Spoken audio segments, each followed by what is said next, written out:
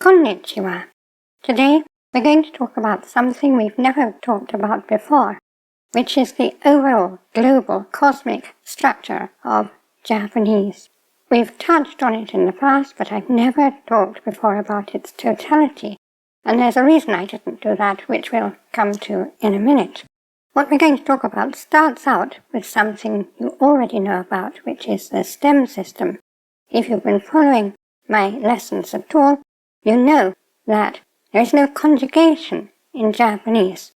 Verbs just make a small change to the one kana on the end, changing it from an uro kana to one of the four other rows, and then we attach various kinds of helpers, helper nouns, helper verbs, helper adjectives. But what I didn't explain at the time I introduced this is that it goes much further than this. I left you thinking, perhaps, that the te form, as it's called, and adjectives have some kind of a minor conjugation thing happening that's a bit like European conjugation and the stuff the textbooks teach. This isn't true. I didn't talk about it too much at the time because I think before you've ingested the basics properly, it could be a bit complicated feeling and hard to take in. But now let's look at it properly. As you know, there are two kinds of word in Japanese, and that is active changeable words and static words.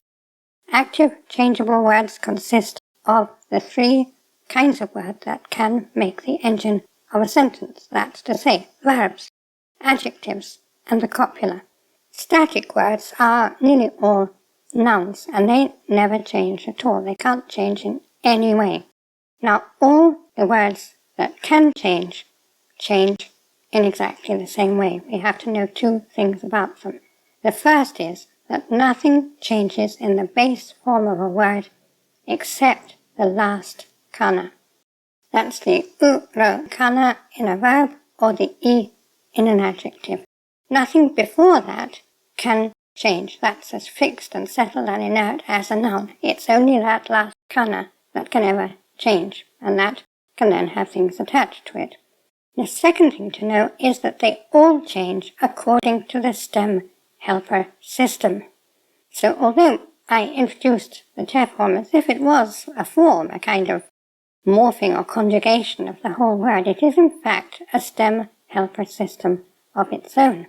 In real Japanese grammar, as taught to Japanese natives by Japanese natives, ta and te are regarded as helpers, as entities in themselves that attach to the stem of a word. So essentially, verbs have not one stem system, but two stem systems, and that's partly why I didn't introduce it straight away, because that feels a bit overwhelming at first. The second stem system, that's the te stem, you already know.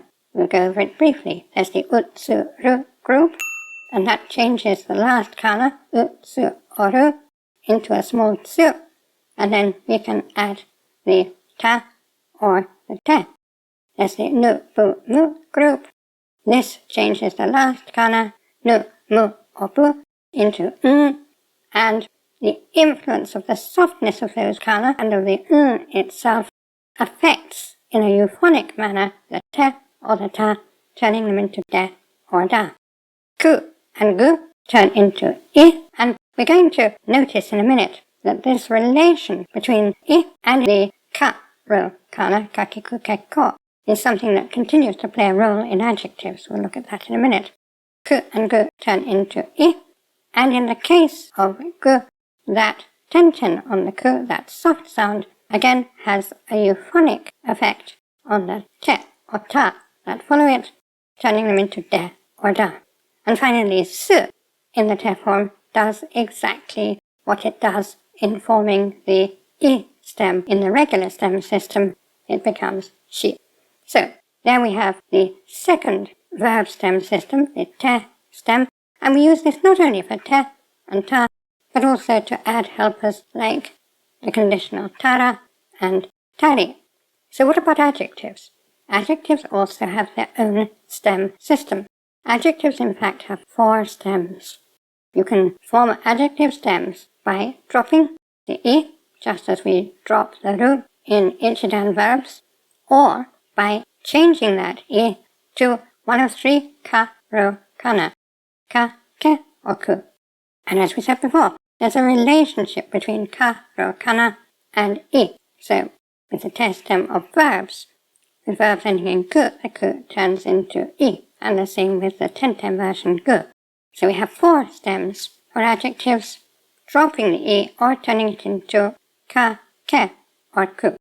The ku stem attaches the nai helper adjective, negativizing the adjective, and also if it stands on its own, and as we know stems sometimes can stand on their own, so the I stem of a verb on its own becomes the noun. The S stem on its own forms the imperative. The ku stem of an adjective on its own turns the adjective into an adverb. So we can say hayai kuruma, fast car, or hayaku hashiru, run fast. And ku is also used, of course, to make the te form. We just add te to the end of the ku. The ka stem takes a small rider, which is the small s, so it becomes ka, and we use that to attach the past helper ta, so we say katta, oishikatta, that was delicious. The ke stem also takes a rider, which is re, so we have the stem kere, and to that we attach the helper ba, which is the conditional. And I made a whole set of videos on conditionals like ba and tara, and I'll put a link above and in the information section below. When we drop the I altogether, we can use it for attaching things like the so helper noun, which means that something appears to have that quality, and also to attach helper verbs like garu. So to the stem of hoshi, we can attach garu to make hoshigaru, show signs of wanting something, appear to want something. Or to the tai helper, we can drop that I and attach garu, get tagaru, show signs of wanting to do something, appear to want to do something. So, as you see, adjectives have a stem system of their own to which we attach a variety of helpers, like a smaller version of the ones verbs have. Now, what about the copula? That's the other dynamic element, the other engine. Now, the copula is only one kana to start with, so generally we add something to that. We can add the small ts to make the stem da, which can then have the ta, past helper added to it to make da ta. We can add ro, so it can have the volitional helper added to make da ro. And in the te form, the da itself changes, of course. Having only one kana, da is the last kana, and that can become de to make the te form. It's a little bit less regular than the others, but that's really because there is only one copula, so it doesn't have lots of other things in the same group for it to be regular with. So that's the overall structure of Japanese. It has 2 kinds of words, active and passive words, transforming and inert words. The inert words can't change in any way, but they can attach particles that tell us what we're doing. Unfortunately, because they never change at all, there's nothing tricky about nouns. They always attach the same particle to do the same job, regardless of what noun we're talking about. Much simpler than foreign grammatical systems. Active elements, verbs, adjectives, and the copula can only change that last kana, and they always do it according to the stem helper system. When we understand that, the whole thing becomes a great deal easier to conceptualize and deal with. If you have any questions or comments, please put them in the comments below, and I will answer as usual. I'd like to thank my gold Kokeshi patrons, my producer angels, who make these videos possible, and all my patrons and supporters, all my Kokeshis, everybody who lends their support, financial or moral, to this channel. You're the people we depend upon to keep all this going and to carry forward the revolution in understanding Japanese. And I'd like to thank you, watching at this moment, for attending this lesson. Korekara mo yoroshiku onegai shimasu.